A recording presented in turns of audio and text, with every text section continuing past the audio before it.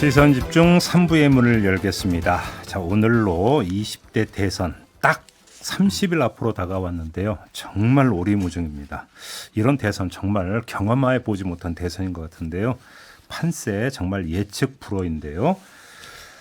두 분의 여론조사 전문가를 모시고 이럴수록 한번 더 정밀하게 진단을 해봐야 되지 않겠습니까? 한번 정리해보는 시간 가져보겠습니다. 한 분 한 분 소개를 해드리죠. 이상일 케이스텍 컨설팅 소장 모셨습니다. 어서 오세요. 네, 안녕하세요. 그리고 이택수 리얼미터 대표 모셨습니다. 어서 오세요. 네, 안녕하세요. 딱 30일 전인데 도대체 간치 앞을 모르는 거잖아요. 오리무정이잖아요. 이런 경우 거의 없었죠. 역대 대선 보면. 그렇죠. 보통 한 달 정도가 전 시점이 되면은 일단 뭐 그 사이에도 물론 변화는 나타납니다만 대략적인 이제 윤곽이나 방향성들이 좀 잡히면서 네. 뭐 앞서가는 쪽은 뭐 따돌리기에 총력전을 벌이고 조금 뒤처지는 쪽은 이제 그것을 회복하기 위해서 뭐 그런 방향들이 각 당의 어떤 포지션이나 입장들이 정확하게 나오는 시점이 될 텐데 네. 지금은 지금 정말 한 달 남았는데 과연 앞으로 이게 지금의 여론조차도 이게 그대로 갈 것인지 또 어떤 변화가 있을 것인지 자체를 예측하기 힘들 정도로 그러니까요. 상당한 혼전 상황으로 벌어지고 있습니다. 오늘을 포함해서 뭐 최근 뭐 2, 3일 사이에 발표된 여론조사 결과 지금 제가 도표를 갖고 있는데 뭐 한마디로 정리하면 다 오차 범위 안에 있기 때문에 여기서 누가 우세하다 뭐 누가 열세다라고 이야기하는 것 자체가 지금 그 부적절한 거고 말 그대로 한마디로 지금 초박빙 이렇게 정리를 해야 되는데 이 경향이 언제까지 갈 거라고 보세요, 이택수 대표님? 한 1, 2주 정도는 더 가지 않을까 싶습니다. 그래요? 지난 대선 때도 보면 이제 문재인 후보하고 그다음에 이제 홍준표 후보, 안철수 후보, 유승민 후보 등이 이제 뛰고 있었는데 당시 한 달 전쯤에 그때는 이제 탄핵 때문에 각 당의 후보들이 늦게 선출이 됐고요. 문재인 후보가 가장 늦게 선출이 됐습니다. 네네네. 문재인 후보 선출이 됐던 것이 대략 4월 초였고 그러니까 5월 9일 선거였는데 4월 초에 선출이 되고 일제히 여론조사 기관들이 여론조사를 했는데 당시에도 비슷하게 문재인, 안철수 두 후보는 오차 범위 내에서 박빙인 결과들이 좀 다수 있었습니다. 예. 그러다가 이제 홍준표 후보가 처음에는 이제 늦게 출발했다가 홍준표 후보가 약진하면서 안철수 후보 지지율이 조금 빠지면서 홍준표, 안철수 두 후보가 이제 2, 3위 싸움을 이제 했었고요. 그렇네요. 그때도 보면은 한 달 전에는 이제 비슷했다가 한 1, 2주 정도 지나면서 문재인 후보가 이제 두각을 나타냈던 그런 기억이 있습니다. 여론조사 공표 금지 기간이 언제부터죠? 이번 대선? 3월 9일 대선이니까 3월 2일 조사까지는 발표할 수 있고 3월 3일 조사부터는 공표 보도가 안 됩니다. 그러면 선거 6일 전에 한 조사부터는 발표할 수 6일 전. 있습니다. 그럼 여론조사 공표 금지 들어가기 전이면 대충 어떻게 그러니까 가닥이 잡힐까라고 두 분은 전망하십니까? 저는 가닥이 좀 잡힐지 않을까 전망을 하고 저도 지금부터는 오히려 이제 좀 그 변동성들이 좀 줄어들면서 대체적인 방향성들을 잡아 나갈 수 있는 시점은 왔다라고 보고 있습니다. 그렇게 보시는 거군요. 알겠습니다. 자, 그러면 저 그 몇 가지 요인들이 있는 것 같은데 하나하나 좀 요인들이 여론조사에 좀 반영이 되고 있는지 좀 점검을 해봤으면 좋겠는데 일단 가장 큰 관심사는 저번에 했던 TV 토론 있잖아요. 이것이 지금 그 후보들 지지율 추이에 어떤 영향을 미친 거로 분석을 해야 될까요? 이상일 소장님. 저도 뭐 여론조사 결과들은 워낙 많이 나와서요. 많은 분들이 이제 보시거나 뭐 들으셨을 텐데 네. 후보들이 그 결과들 보면서 어떤 느낌을 받았을까 한번 생각을 해봤거든요. 윤석열 후보 측은 좀 담담하지 않았을까. 뭐 크게 기쁘지도 않고 크게 낙담할 일도 없는. 그런데 이재명 후보 쪽은 상당히 답답하다고 느꼈을 것 같고요. 그래요? 그리고 안철수 후보 쪽은 상당히 좀 허탈하지 않았을까. 어떤 점에서 그렇게 보세요? 이재명 후보 같은 경우는 이제 TV 토론의 가장 열정적인 쪽이 민주당 이제 이재명 후보 쪽이었습니다. 그리고 TV 토론을 통해서 그 이재명 후보가 갖고 있는 장점, 역량이라든지 비전, 정책에 대한 디테일 이런 것들을 부각하면서 적어도 이제 흐름들을 좀 반전시키거나 오히려 좀 우세 북명으로 갈 수 있지 않을까 기대를 했을 텐데 뭐 TV 토론 자체보다는 물론 그 시점에 같이 터져나온 이제 부인 리스크, 김혜경 씨 관련 악재들이 터지면서 지지율이 지금 설 연휴 조사들에서 거의 정체 상태로 나온 것들이 많거든요. 그리고 그러다 보니까 답답함을 느꼈을 것 같고 안철수 후보는 정말 이제 이 TV 토론을 통해서 본인이 갖고 있는 강점, 그 도덕적 우위, 뭐 여러 가지 어떤 그런 것들 더하기 과거와 달라진 어떤 그런 정책 역량에 대한 그 선명성까지 좀 부각을 하면서 이게 이제 3자 구도로 확실히 올라설 수 있는 계기가 될 것이라고 기대를 했던 것 같은데 네. 그런 결과들은 나오지 않았습니다. 심상정 후보는 그래서 좀 난감하지 않았을까요? 뭔가 주목받을 만한 어떤 계기를 만들어내지 못하면서 그러니까 지금 이상일 소장님 분석처럼 예를 들어서 안철수 후보 같은 경우는 뭐 안철수의 재발견 이런 말이 나올 정도로까지 그러니까 스스로 그러니까 선전을 했다고 생각했는데 여론조사에는 별로 반영이 안 돼서 좀 허탈해 할 거다 이런 말씀이신가요? 지금 뭐 뚜렷하진 않지만 설 연휴 직후에 나온 조사들에서 좀 공통적인 현상 중에 하나가 안철수 후보 지지율이 소강 내지는 약간 하락한 조사들이 굉장히 많습니다. 한 자릿수 조사 지지율 나온 게 많았었는데 이런 흐름들이 지금 한 달 사이에 뭐 15%를 넘는 조사들까지 나왔었고, 그랬죠. 그리고 이제 이것이 정말 이게 이제 양강 후보에 대한 어떤 그 비호감 대선이라는 어떤 국면 속에서 뭐 아까 말씀하신 안철수의 재발견 이런 흐름들이 좀 가능하지 않을까 기대를 했을 텐데 오히려 TV 토론 이후에 이제 한 달 남은 시점에서는 다시 양자 구도로 재편된 흐름이 지금 나타나고 있기 때문에 아마 그런 느낌 받지 않았을까라는 생각을 이상일 해봤습니다. 소장님의 분석에 따르면 뭐 그러니까 지금 지지층은 전혀 꼼짝도 안 하고 있고 중도층에도 별로 영향이 미미했다라는 분석이신 것 같은데 동의하세요, 이택수 대표님? 네, 그렇습니다. TV 토론은 뭐 아시다시피 강화 효과가 이제 주된 효과로 이제 정설로 받아들여지죠. 네. 실제 지지율을 올리기는 어렵습니다. TV 토론을 통해서 떨어뜨릴 수는 있겠지만, 근데 어허. 지난 1차 TV 토론은 이제 이른바 탐색전이었습니다. 그래서 특별한 이제 영향은 없다고 보는데 다만 TV 토론 이후에 발표된 여론조사 결과들이 눈에 띄는 것이 안철수 후보가 이제 소폭 이제 하락하고 한 자릿수 지지율이 많이 발견이 됐습니다. 그리고 윤석열 후보가 그만큼 또 상승을 해서 윤이 후보의 지지율이 조금 더 벌어지는 결과들이 나타났는데 이게 기계적인 어떤 시간 배분은 있었습니다만 이게 초반에 집중적으로 이재명, 윤석열 후보한테만 질문이 그러니까 집중 견제하면서 집중 주목 현상이 나타났습니다. 그래서 오히려 이재명, 윤석열 후보한테 집중되는 그런 효과가 나타났고 예. 그러다 보니까 안철수 후보 입장에서는 어떻게 보면 이재명 후보하고 뭐 각을 일방적으로 세우든지 아니면 윤석열 후보하고만 각을 세우든지 이렇게 했었으면 좋았을 텐데 이게 고르게 하다 보니까 결과적으로는 이재명, 윤석열 두 양강 후보에게만 집중이 되는 그런 효과가 있지 않았나 싶습니다. 알겠습니다. 그다음에 또 다른 요인이 이른바 김혜경 논란, 그다음에 김건희 논란. 이게 지금 여론조사에는 어떻게 지금 반영이 되고 있는 걸로 분석을 해야 될까요, 이택수 대표님? 네, 지금 이제 언론사들이 김혜경 그리고 김건희 두 배우자에 대한 여론조사들을 하고 있는데요. 예. 이제 더 팩트가 리얼미터에 예. 의뢰한 2월 3일 4일 조사입니다. 자세한 내용은 중앙선거여론조사 심의원회 홈페이지를 참고하시면 되겠는데요. 예. 배우자 리스크 악영향에 대해서 조사를 했는데 김혜경 배우자에 대한 악영향이 49.8%, 어허. 김건희 배우자에 대한 악영향이 44.3%. 예. 한 오차 범위 이제 안팎으로 대략 예. 김혜경 후보에 대한 리스크가 더 큰 것으로 예. 지금 결과들이 나오고 있습니다. 이것이 이제 결국 후보자들의 지지도하고도 이제 연관성이 있는데요. 예를 들어서 윤석열 후보를 지지하거나 안철수 후보를 지지하는 분들은 김혜경 배우자에 대해서 리스크가 더 크다고 이제 응답을 하는 거고 이재명 후보를 지지하는 유권자들은 이제 반대로 김건희 배우자가 더 악영향이 있을 것이다. 예. 어떻게 보면 약간 기대 섞인 응답. 그러면 그게 결국은 물론 오차범위 아니기 때문에 약간 얘기하기 조심스럽긴 합니다만 네. 두 후보의 지지율 차가 네. 결국은 그 영향이 어떻게 미치는 거에 대한 어떤 그 차하고 거의 비슷하게 좀 움직이고 있다 이렇게 보면 네, 되겠네요. 그렇습니다.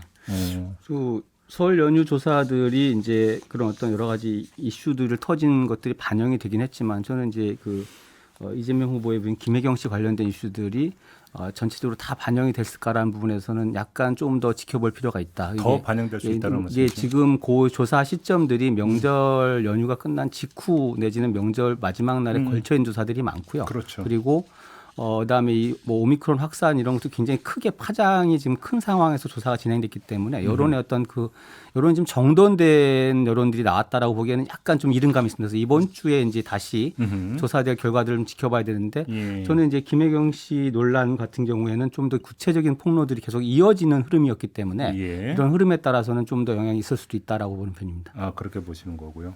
그다음에 또 하나 지금 나온 게 홍준표 의원이 선대본 상임 고문으로 이제 합류를 선언을 하지 않았습니까? 네. 그래서 홍준표 의원 같은 경우는 이제 지금까지 일반적으로 하는 얘기가 20대에게 일정한 영향력을 행사하고 있는 게 아니냐 이런 이제 분석이 많이 있었는데 이게 지금 윤석열 후보 그러니까 그 지지율에 지금 일정하게 지금 반영이 되고 있다고 봐야 됩니까? 어떻게 봐야 됩니까? 네, 그런 이제 징표들이 나오고 있는데요. 네. 오마이뉴스 리얼미터 조사, 또 국민일보, KSY 조사, 뉴시스 리얼미터 조사, 한겨레, 예. 또 K스탯 조사 이렇게 네 군데 걸 봤는데 대략 말씀하신 그 연령대 20대에서 네. 윤석열 후보의 지지율이 오차범위 안팎으로 이재명 후보를 좀 앞서가는 소폭 상승하는 이런 모습들이 나타났는데 예. 1월 이제 초중반 넘어가면서 예. 이준석 당 대표하고 윤석열 후보가 이제 갈등 국면에서 이제 봉합 국면으로 가면서 1차적으로 좀 20대 지지율이 회복이 됐다가 이제 홍준표 전 후보 전 예. 대표의 이 합류 때문에 지지율이 조금 더 오를 가능성이 있다고 보는데요. 근데 20대는 워낙 또 다른 연령대에 비해서 이제 스윙 보터의 성격을 굉장히 강하게 갖는 그런 세대이기 때문에 꼭 이런 이슈 외에도 지금 북한이 미사일을 쏘고 있지 않습니까? 네네. 이런 부분에 또 굉장히 민감하게 반응을 하더라고요. 그래요? 예, 그래서 조금 다른 연령대에 비해서 60, 70대 이상만큼 또 남북 관계에 있어서는 보수적인 성향을 갖고 있기 때문에 그런 부분도 좀 고려해서 봐야 될 것 같습니다. 그러면 정말로 20대가 이제 북한 요인, 중국 요인에 대해서 상당히 네. 민감하다라고 이제 언론에서 많이 이야기를 했는데 그게 여론조사에서도 잡히고 네, 있는 그렇습니다. 겁니까? 이상열 소장님 어떻게 분석하세요? 저는 이제 홍준표 전 대표의 그 윤석열 후보 캠프 합류 그리고 이제 뭐 원팀이 되어가는 과정들이 20대하고의 어떤 소통 채널이 워낙 활성화돼 있어서 그런 영향도 있겠지만 좀 주목해 봐야 될 부분은 이제 TK 대구 경북 쪽의 어떤 그 사실 이제 윤석열 후보도 지금까지 지적되어 온 점 중에 하나가 그 보수 국민의당 대선 후보임에도 불구하고 예를 들어서 이제 가장 그런 어떤 성향이 강하다고 알려진 대구 경북 지역에서 이렇게 지지율이 아주 높은 편은 아니었는데요. 네. 이런 부분들에 대한 어떤 그 뭐 완화 내지는 지지율 어떤 상승 모멘텀들을 만들어주는 어떤 역할들이 가능한 부분이 있지 않을까라는 생각이 드는데요. 이런 부분들은 이제 남은 기간 동안에 홍준표 전 대표 어떤 역할 속에서 좀 지켜봐야 될 부분이 아닐까라는 생각이 듭니다. 그러면 홍준표 의원이 20대를 움직이는 힘 말고도 TK 지역에서 일정하게 또 영향력이 있다 이런 말씀이십니까?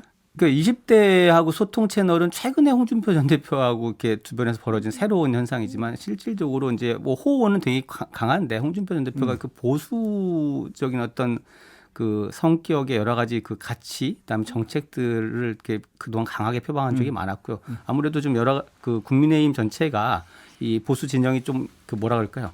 예전과는 다른 모습으로 좀 재편되는 과정 속에서 좀 자연스럽게 뭐 보수 진영 영남권의 어떤 그 그래도 정치 리더 중에서는 상당히 그 파워 있는 정치인으로 다시 리포지셔닝 됐다라고 볼 수 있는 부분이 있기 때문에 예. 이런 부분이 좀 어떻게 역할을 할지 궁금합니다. 알겠습니다. 지금 이상열 소장께서 TK 지역을 말씀하시니까 이제 또 호남 쪽을 안 짚을 수가 없는데 이제 민주당에서는 호남에서의 막판 결집 그래서 어떤 지지율 상승의 어떤 그 동력이 될 것 지금 기대하고 있는 거 아니겠습니까? 민주당 입장에서는 지금 어때 여론조사로 좀 분석을 해보시면 어때요? 좀 그런 조짐이 좀 보입니까? 어떻게 봐야 되는지. 그렇습니다. 이제 오마이뉴스 리얼미터가 2월 2일부터 4일까지 조사된 내용인데요. 네. 윤석열 후보가 광주 전라 지역에서 6.4% 포인트 일주일 전 대비 상승을 했고요. 네.